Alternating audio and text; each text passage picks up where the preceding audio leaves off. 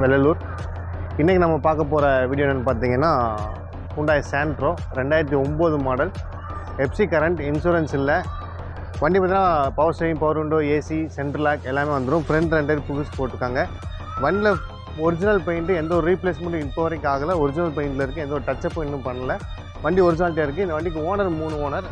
Insurance மட்டும் கரண்ட்டில் இல்லை, எஃப்சி கரண்ட்டில் இருக்குது. ஃப்ரண்ட் ரெண்டு புதுசு. இப்போ வண்டியோட அவுட்லுக் எல்லாம் நம்ம பார்த்துடலாம். இன்டீரியர், இன்ஜின் எல்லாமே நம்ம பார்த்துடலாம். வாங்க அவுட்லுக் பார்க்கலாம்.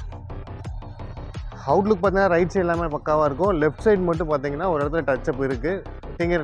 சின்ன ஒரு டிங்கரிங் ஒர்க் இருக்குது.